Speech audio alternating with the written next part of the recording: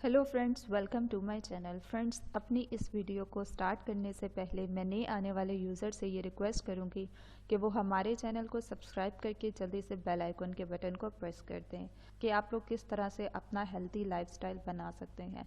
दोस्तों, अगर आप चीनी को अपनी ज़िंदगी से ख़त्म कर दें तो आपको कभी भी कोई बीमारी नहीं लगेगी। ख़ास तौर पे शुगर की बीमारी तो बिल्कुल भी नहीं लगेगी। तो आप लोग ऐसा करें कि आप लोग शुगर को अपनी ज़िंदगी से निकाल दें।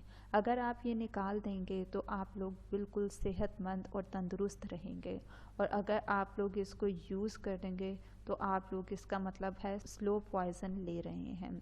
बहुत से डॉक्टर्स का ये कहना है कि जो चीनी है वो एक स्लो पॉइज़न चीज़ है, जिसको यूज़ करने से आप अपना लाइफस्टाइल जो है उसको ख़राब कर रहे होते हैं और साथ में अपनी जो आपकी हेल्दी डाइट होती है या जो आप हेल्दी होते हैं तो उसका भी नुकसान कर रहे होते हैं। तो दोस्तों, अगर आप शुगर से अवॉइड करें तो आप लोग एक हेल्दी लाइफ जी सकते हैं जिसमें आपको कोई भी बीमारी नहीं होगी।